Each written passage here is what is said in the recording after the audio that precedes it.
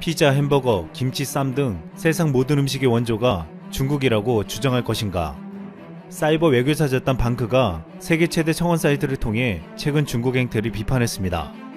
지난 19일 방크는 전세계 3억 명 이상이 가입한 청원 사이트 체인지 다다오르지에 중국의 한국문화 절도 행위를 규탄한다는 제목의 청원을 올렸습니다. 방크는 청원에서 중국 누리꾼과 소속사가 한국 고유 식문화를 훔치려고 하면서 김치와 쌈이 중국 고유 식문화라고 주장한다고 비판했습니다. 이어 중국은 이미 십수년 전부터 고구려와 발해 역사를 중국 역사라고 왜곡해 전세계 홍보해왔고 한복을 중국 전통 의복이라고 억지 주장했다고 설명했습니다. 방크는 이는 중국의 맹목적 국수주의와 중화민족주의가 결합된 것이라며 중국 누리꾼과 기업, 중국 정부까지 개입해 노골적으로 한국 문화를 도적질하는 행위를 규탄한다고 말했습니다. 최근 한국인 유튜버 햄즈가 몇 달 전 올린 쌈밥 먹는 영상을 두고 중국 누리꾼들의 악성 댓글이 이어졌습니다. 햄즈가 한 구독자의 댓글에 좋아요를 누른 것을 문제 삼은 것입니다. 그 댓글에는 이거 보니까 열받는다. 중국 놈들이 이젠 쌈도 자기네 전통 문화라고 하던데 라고 적혀 있었습니다. 특히 여기서 중국 놈이라는 표현이 번역기를 통해 중국어로 욕설로 번역되면서 논란은 더욱 커졌습니다. 이 햄즈는 중국 분들이 오해할 만하게 번역돼 그 부분에 대해선 사과드렸다. 하지만 쌈이나 김치는 당연히 우리나라 음식이고 식문화라고 강조했습니다. 그러자 중국 누리꾼들은 중국 문화를 훔쳤다라는 어이없는 주장을 하며 사이버 테러를 가했습니다. 이 문제가 커지자 햄즈의 중국 소속사는 햄즈와의 계약을 해지하기 이르렀습니다. 햄즈는 중국 활동을 위해 김치를 중국 음식이라고 말해야 한다면 중국 활동을 하지 않겠다는 입장을 당당하게 밝혔습니다. 중국은 한국의 문화를 노골적으로 자신들의 것이라고 우기면서 점점 더 어이없는 일까지 벌이고 있습니다. 최근 한 온라인 커뮤니티에서는 중국의 렌렌이라는 피트니스 사진작가가 중국인 모델을 대상으로 한 화보가 논란이 되었습니다. 사진 속의 남성은 반나치의 모습으로 한복과 갓을 쓰고 있었습니다. 이를 본 국내 누리꾼들은 한복은 원래 노출이 심하지 않은 옷이고 단정한 한국 고유의 의상인데 여기서 어울리지 않는 외설적인 이미지로 표현했다고 비판했습니다. 우리의 전통 의상을 대놓고 모욕한 것처럼 느꼈다는 것입니다. 이렇게 중국은 한국의 문화를 훔쳐가고 심지어 의도적으로 망가뜨리기까지 하고 있지만 과거 세종대왕은 중국이 절대 손을 못 대게 결계를 쳐놓았다는 주장이 나왔습니다. 최근 각종 온라인 커뮤니티에는 중국이 훈민저금을 자기네 거라고 못 우기는 이유라는 제목의 글이 올랐습니다. 그 이유는 훈민저금의 서문에 등장한다고 말했습니다. 훈민저금 서문에는 나라말이 중국과 달라 서로 통하지 아니하니 이런 까닭으로 어리석은 백성이 말하고자 할 바 있어도 마침내 제 뜻을 펴지 못하는 사람이 많으니라 라는 문구가 적혀 있습니다. 글쓴이는 서문부터 세종대왕님이 중국말과 다르다고 못 박아놨기 때문에 중국이 절대로 훈민저금이 자신들의 것이라고 우길 수 없다고 했습니다. 이것은 먼 미래를 내다본 세종대왕님의 해안이라고 말했습니다. 그러자 누리꾼들은 아직 중국에 대해서 방심하면 안 된다고 했습니다. 한 누리꾼은 중국은 세종대왕이 중국인이었다고 우길 놈들이라고 했습니다. 또한 최근 국내에서 부동산 가격이 급등하는 이유에도 중국인들이 있다는 비판이 많았습니다. 중국인들이 2017년 이후 지난해 5월까지 산 국내 아파트는 3조 1691억 원에 달했습니다. 중국인들은 대출 제한을 받지 않고 세법의 빈틈을 이용해 국내 부동산의 투기를 일삼은 것입니다. 또한 최근 한 중국인이 국내 은행에서 59억 원을 대출받아 이태원의 한 주택을 78억 원에 매입해 논란이 벌어졌습니다. 이들이 국내 금융기관에서 고액의 대출을 받을 수 있었던 이유는 근린생활시설을 포함한 상가주택을 매입했기 때문입니다. 외국인이 국내 금융기관에서 대출을 받아 일반 주택을 구입하는 것은 사실상 불가능하지만 상가나 상가주택은 감정가격의 60%에서 최대 80%까지 대출을 받을 수 있다는 점을 이용한 것입니다. 중국인들은 이렇게 허점을 노려서 문화를 강탈하려는 시도뿐만 아니라 국내 부동산 가격 상승에도 영향을 주고 있습니다. 최근 한국의 문화는 전세계적인 한류 확산으로 인해 점점 퍼져나가고 있습니다. 그 중에서 코로나 팬데믹 상황에서 더 커진 넷플릭스를 통한 한국 드라마는 선풍적인 인기를 끌고 있습니다. 이미 킹덤 시리즈를 통해서 한복이나 갓 등 한국 고유의 문화에 전 세계인들은 관심을 가지기 시작했습니다.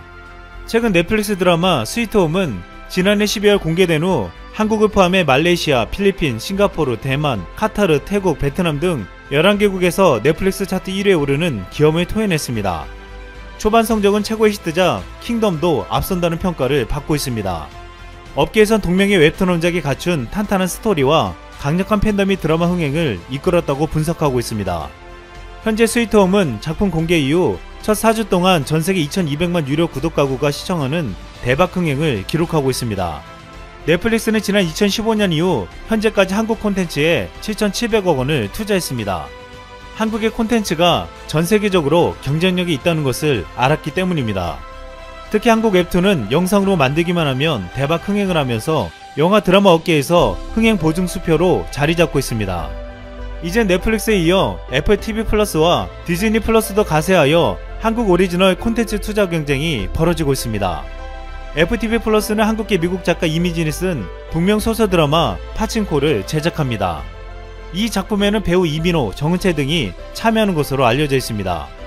애플 TV 플러스는 올 중반기 한국 시장에 서비스를 시작하며 앞으로 한국 구독자들을 모으기 위해 이 드라마를 내세울 것으로 보이고 있습니다. 디즈니 플러스도 올해 한국 시장에 진출하기 위해 현재 한국통신사와 제휴를 협의하고 있으며 한국 드라마 제작사와의 협상도 이뤄지고 있는 것으로 알려져 있습니다. 넷플릭스는 여기에 밀리지 않겠다며 2021년 아시아 오리지널 콘텐츠 제작에 지출을 2배 이상 늘리며 최소 10억 달러, 하나로 약 1조 1000억 원 이상을 투자하겠다고 발표했습니다.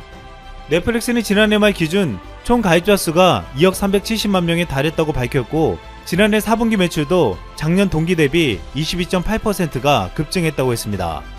업계에서는 이 같은 넷플릭스의 선전에는 한국 콘텐츠가 있었다고 말하고 있습니다.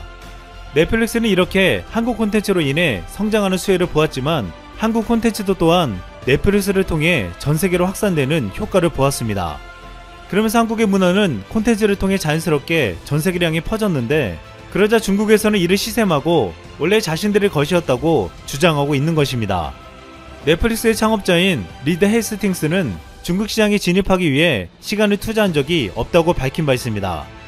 헤이스팅스는 지난해 CNBC와의 인터뷰에서 넷플릭스는 수년 전 중국 정부로부터 거절당했다면서 그 다음부터 수년간은 중국의 어떤 시간도 투자하지 않았다고 말했습니다. 이어 인도, 한국, 일본, 인도네시아 등 중국의 아시아 지역에서도 많은 기회가 있으며 유럽, 라틴 아메리카 지역에도 기회가 있다고 말했습니다. 중국은 거대 시장이지만 전혀 미련이 없다는 것입니다. 중국은 아직도 넷플릭스를 허용하지 않고 있습니다. 최근 중국의 억만장자 마윈은 중국 당국을 비판하고서 자체를 감춘 후 3개월 만에 나타났습니다. 그리고서 한 말이 국가에 봉사하는 게 기업가들 책임이라는 말이었습니다. 한 국내 네티즌은 수틀리면 다른 나라한테도 보복하는데 자국민에게는 더 심할 것이라고 말했습니다. 그러자 또 다른 네티즌은 이렇게 말했습니다. 저 마윈은 그 마윈이 아닐 수도 있음. 이상 쓸멍이었습니다.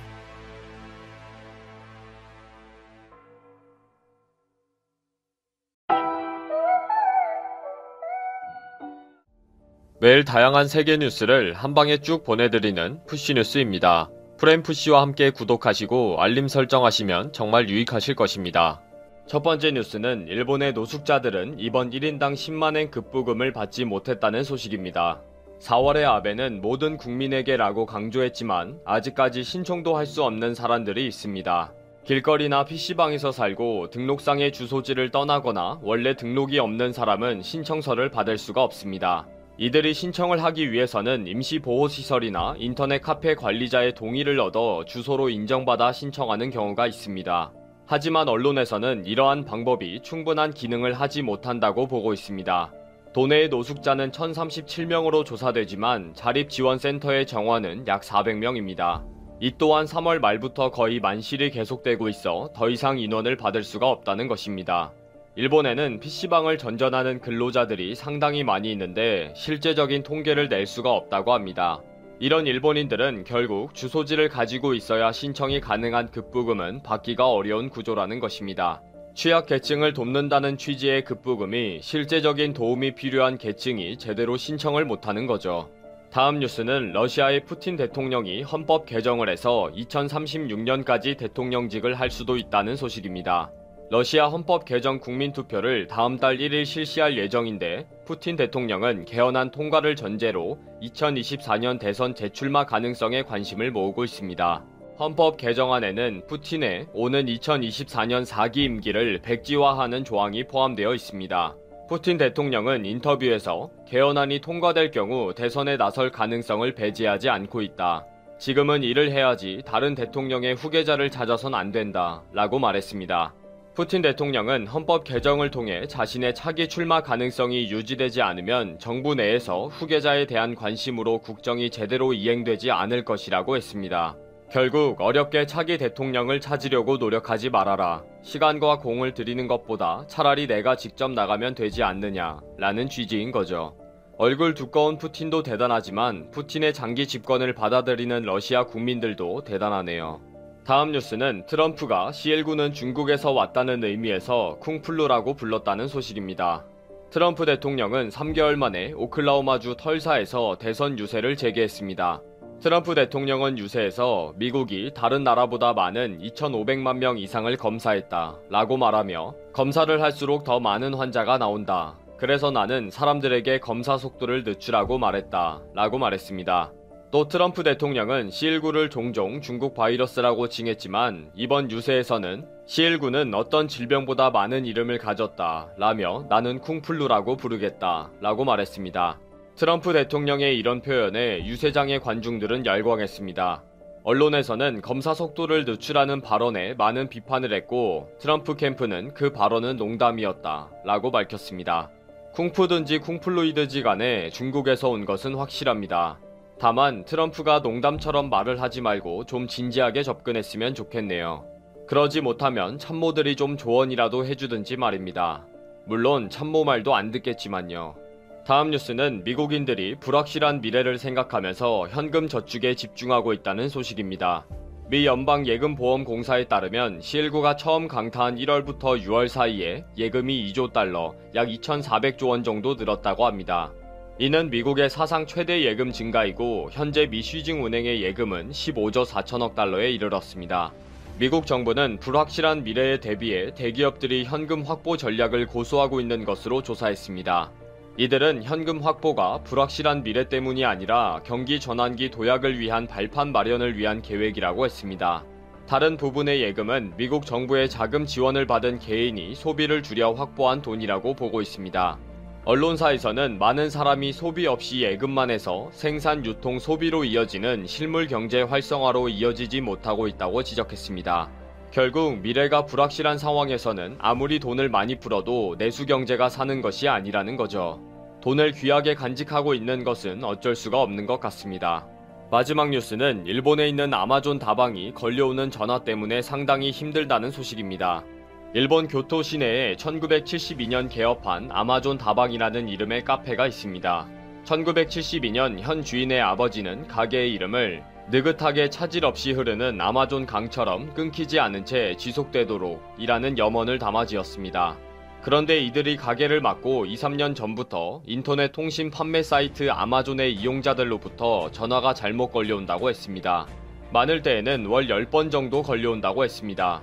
잘못 온 전화에 주인인 다테이시 씨는 여기는 카페입니다 라고 대답했지만 손님은 카페 부분의 고객센터 말고 다른 쪽 고객센터로 연결 부탁드립니다 라고 한다고 합니다.